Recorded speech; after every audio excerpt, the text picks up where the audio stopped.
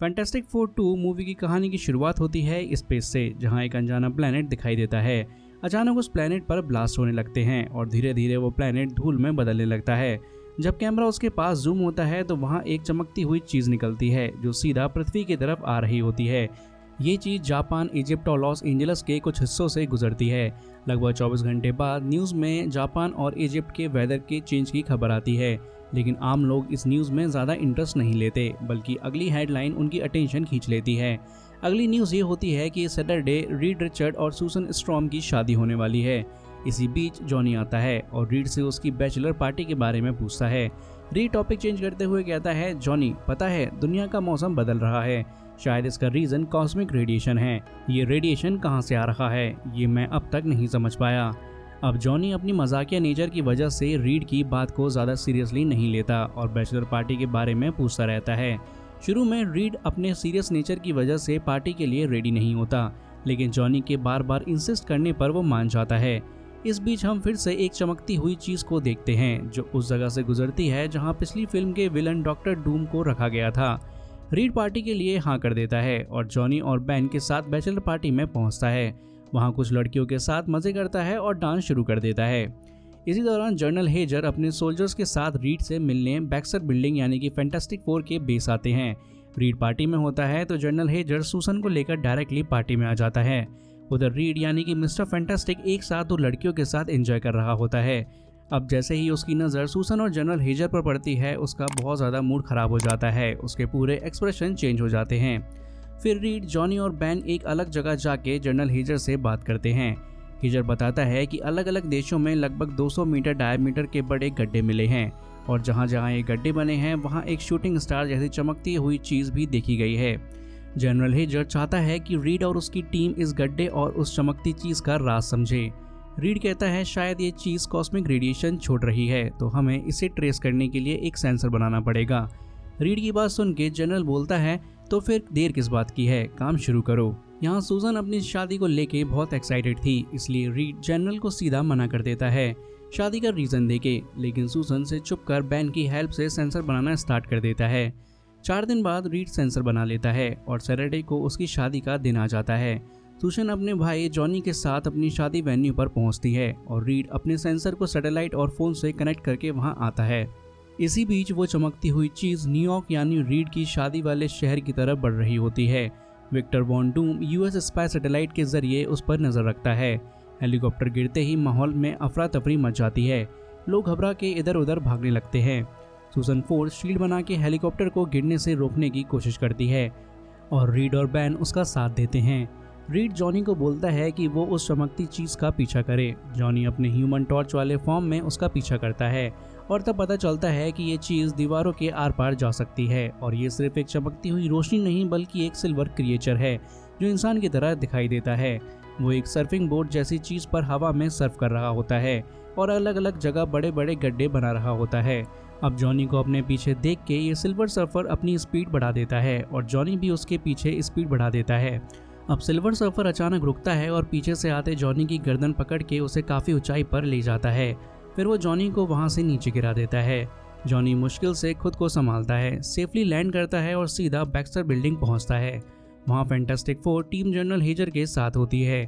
Johnny उन्हें silver surfer के बारे में सब कुछ बता देता है और अंत में कहता है कि जब से सिल्वर सर्फर ने उसे टच किया है तब से उसकी तबीयत थोड़ी ख़राब है और वो हल्का फील कर रहा है। ये कह के जॉनी बाहर चला जाता है और उसकी बहन सूशन भी उसके पीछे चली जाती है। तभी दोनों को एक हल्का झटका लगता है और उनकी पावर्स एक्सचेंज हो जाती हैं और सूजन ह्यूमन टॉर्च की तरह जलने लगती है।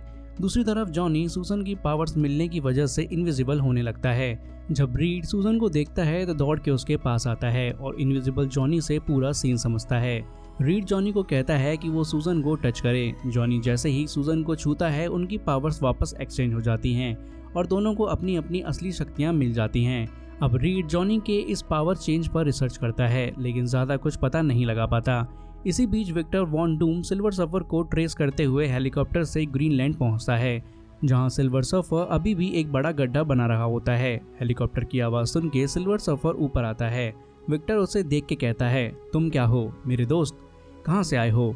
तुम काफ़ी पावरफुल लगते हो, अगर हम दोनों मिल जाएं तो पूरी दुनिया पर कब्जा कर सकते हैं। Silver Surfer Victor von Doom की बातों को इग्नोर करके वहां से निकलने लगता है। ये देखकर विक्टर गुस्से में आता है और उस पर एक तेज बिजली का अटैक करता है। इस अटैक का सिल्वर सर्फर पर ज़्यादा असर नहीं होता, लेकिन वो गुस्से में आकर विक्टर पर अपना बिजली का वार करता है, जिससे विक्टर दूर जाके गिर जाता है। सैटेलाइट के जरिए रीड को पता चल जाता है कि सिल्वर सर्फर ग्रीनलैंड में गड्ढे बना रहा है। रीड इस पर रिसर्च तेज कर देता है और जल्दी ही उससे समझ आ जाता है कि गड्ढे एक स्पेशल पैटर्न में बन रहे हैं। रीड को पता लगता है कि अगला गड्ढा लंदन में लंदन आई के पास नदी में बनेगा। ये जानकारी मिलते ही फैंटास्टिक फोर की टीम जनरल हेजर के साथ लंदन आई पर पहुंचती है और सिल्वर सर्फर का वेट करती है। अब थोड़ी देर बाद नदी के पानी में एक अजीब सी शेप बनने लगती है, जिसमें पूरा पानी खींच जाता है। इस शेप के बनने से आसपास की ज़मीन में क्रैक्स आने लगते हैं, जिसके चलते लंदन आई अपना बैलेंस खो देता है और उसका बड़ा व्हील टूट के नीचे गिरने लगता है। लोगों की जान खतरे में पड़ जाती है और सूजन फोर्ड सील बना के व्हील को गिरने से रोकने की कोशिश करती है और बैन और रीड अपनी पावर से इसे ठीक करने लगते हैं। इसी बीच सिल्वर सर्फर बड़े गड्ढे से निकल के स्काई की तरफ भागने लगता है। जॉनी अपने ह्यूमन टॉर्च फॉर्म में उसका पीछा करता है, लेकिन गलती से रीड से टकरा जाता है। इस टकरार से जॉनी और रीड की पावर्स एक्सचेंज हो जाती हैं। जॉनी नीचे गिर जाता है और रीड अपनी नई पावर्स को मुश्किल से कंट्रोल करता हुआ सूजन और बैन की हेल्प से लंदन आई को ठीक कर देता है। जनरल हेजर दोबारा फैंटास्टिक फोर टीम के साथ होता है। अब रीड सिल्वर सर्फर को ना पकड़ पाने के लिए सॉरी बोलता है और एक और चांस मांगता है, लेकिन जनरल गुस्से में विक्टर वॉन डूम को बुलाता है और कहता है, सिर्फ तुम्हें मौका देना मेरी गलती थी। विक्टर के पास कुछ ऐसा है जो सिल्वर सर्फर का राज हमेशा के लिए खोल सकता है, क्योंकि फैंटास्टिक फोर 1 मूवी में विक्टर ने फैंटास्टिक फोर को मारने की कोशिश की थी। बैन उसे देखते ही गुस्से में आ जाता है और अटैक करने लगता है, लेकिन जनरल हेजर के ऑर्डर पर वो शांत हो जाता है। अब दुनिया को बचाना था, इसलिए रीड मजबूरन अपनी टीम के साथ विक्टर के साथ काम करने के लिए रेडी हो जाता है। अब विक्टर सिल्वर सर्फर के साथ अपनी फाइट की वीडियो दिखाता है। उसे पता चलता है कि सिल्वर सर्फर की एनर्जी उसके सर्फ बोर्ड से उसकी बॉडी में आती है। अगर बोर्ड को उससे अलग कर दिया जाए तो प्रॉब्लम खत्म हो जाएगी। विक्टर और रीड मिलकर एक नई डिवाइस बनाते हैं, जिसका नाम होता है टैक्योन पल्स। 24 घंटे की मेहनत के बाद डिवाइस रेडी हो जाती है, लेकिन इसी बीच विक्टर चुपके से अपने लिए एक अलग डिवाइस पर काम करता है और जब कोई देखने आता है तो उसे छुपा देता है। सिल्वर सर्फर एक फिक्स पैटर्न में गड्ढे बना रहा था, इसलिए रीड उस पैटर्न का ट्रैक करके जनरल और अपनी टीम के साथ ब्लैक फॉरेस्ट जर्मनी पहुंचता है। वहां रीड, सूसन, बैन और जॉनी टैक्योन डिवाइस के 4 यूनिट्स लेके अलग अलग डायरेक्शंस में जाते हैं और अपने अपने डिवाइस एक्टिवेट करते हैं। रीड, बैन और जॉनी अपने अपने टैक्योन डिवाइस यूनिट्स एक्टिवेट कर देते हैं, लेकिन जैसे ही सूसन अपना काम कंप्लीट करके डिवाइस एक्टिवेट करने लगती है, सिल्वर सर्फर सामने आ जाता है। फिर सूसन जनरल और अपनी टीम को बताती है कि सिल्वर सर्फर आ गया है। फिर उससे बात करते हुए पूछती है कि वो पृथ्वी पर क्यों आया है और इसे बर्बाद क्यों करना चाहता है। सिल्वर सर्फर जवाब देता है, पृथ्वी को बर्बाद मैं नहीं करना चाहता, कोई और है जो ये चाहता है, मैं सिर्फ उसके लिए काम कर रहा हूँ। अगर मैं उसका काम ना करूँ तो वो मेरी पूरी फैमिली को मार देगा। सूसन कुछ और पूछ पाती उससे पहले आर्मी वहां आ जाती है और सिल्वर सर्फर पर हमला कर देती है, लेकिन सिल्वर सर्फर तेजी से मिसाइल को अपने बोर्ड में एब्जॉर्ब कर लेता है। इस दौरान सूसन अपना डिवाइस सक्सेसफुली एक्टिवेट कर देती है, जिससे टैक्योन पल्स सिस्टम पूरा ऑनलाइन हो जाता है। सिल्वर सर्फर कमजोर पड़ता है और अपने बोर्ड से अलग हो जाता है। जनरल तुरंत उसे अरेस्ट करके अपने बेस पे ले जाता है और गवर्नमेंट का काम होने की वजह से हेजर फैंटास्टिक फोर को इस मामले से दूर रहने को कहता है। अब दूसरी तरफ रीड, बैन, सूसन और जॉनी आर्मी बेस के एक दूसरे कमरे में होते हैं। सूसन सिल्वर सर्फर के साथ हुई बातों से परेशान होती है, इसलिए अपनी टीम्स की सलाह से डिसाइड करती है कि वो फिर से उससे मिलकर सच का पता लगाएगी। लंच टाइम में सूसन अपनी पावर्स यूज करके इनविजिबल हो जाती है। जब सिल्वर सर्फर के पास कोई नहीं होता तो वो वहां पहुंचती है और उससे बात करती है। तब उसे पता चलता है कि सिल्वर सर्फर का मालिक गैलेक्टस है और वो अपनी मर्जी से उसके लिए काम नहीं कर रहा। गैलेक्टस ने उसकी फैमिली को कैद करके रखा है। गैलेक्टस एक क्लाउड लाइक एंटिटी है जो जिंदा रहने के लिए प्लैनेट्स की एनर्जी खा जाता है। उसका बोर्ड एक बाइक की तरह काम करता है और गैलेक्टस हमेशा उस बोर्ड को फॉलो करके सर्फर तक पहुंचता है। अब सिल्वर सर्फर का काम लगभग कंप्लीट है और जल्द ही गैलेक्टस बोर्ड को फॉलो करते हुए यहां आने वाला है। काफ़ी डिस्कशन के बाद फैंटास्टिक फोर डिसाइड करते हैं कि सब मिलकर सिल्वर सर्फर का बोर्ड डिस्ट्रॉय करेंगे, लेकिन वहां पहुंचते ही विक्टर अपना असली रंग दिखाता है। जनरल हेजर और सारे सोल्जर्स को मार देता है, बोर्ड चुरा लेता है और अपनी बनाई हुई स्पेशल डिवाइस पहनता है और डॉक्टर डूम वाले अवतार में वहां से भाग जाता है। ये वही डिवाइस थी जो विक्टर रीड के साथ काम करते हुए चुपके से बना रहा था। इस डिवाइस की हेल्प से कोई भी इंसान सिल्वर सफर का बोर्ड कंट्रोल कर सकता था या उसकी सारी पावर्स अपने अंदर ले सकता था। जब फैंटास्टिक फोर को पता चलता है कि विक्टर बोर्ड चुरा के ले गया है तो रीड अपना प्लेन बुलाता है। फिर वो सिल्वर सफर को फ्री करके विक्टर का पीछा करते हुए शंघाई चाइना पहुंचते हैं। विक्टर के पास पहुंचकर जब वो लोग बोर्ड वापस मांगते हैं तो विक्टर उन पर अटैक कर देता है। फैंटास्टिक फोर भी उसे रोकने की कोशिश करते हैं, लेकिन बोर्ड की पावर के कारण विक्टर उन पर भारी पड़ता है। अब कुछ चारा ना देखते हुए रीड अपने प्लेन को 3 मिनी प्लेन्स में अलग कर देता है। सब लोग अलग अलग होकर विक्टर को डिस्ट्रैक्ट करने की कोशिश करते हैं, लेकिन फिर भी विक्टर चारों पर भारी पड़ रहा होता है। विक्टर वॉन डूम सोचता है कि अगर वो सिल्वर सफर को मार देगा तो बोर्ड कंट्रोल करने वाला कोई नहीं बचेगा, इसलिए वो सिल्वर सफर पर अटैक करता है, जो इस टाइम सुशन के साथ होता है। फिर विक्टर सिल्वर सफर को मारने के लिए एक मेटल रॉड उसकी तरफ फेंकता है, लेकिन बीच में सुशन आके फोर्स फील्ड से रॉड को रोकने की कोशिश करती है, पर चाहने के बाद भी वो रॉड नहीं रोक पाती और रॉड सीधा सुशन के सीने में घुस जाता है। सुशन को घायल देख के रीड, बैन और जॉनी तुरंत आ जाते हैं।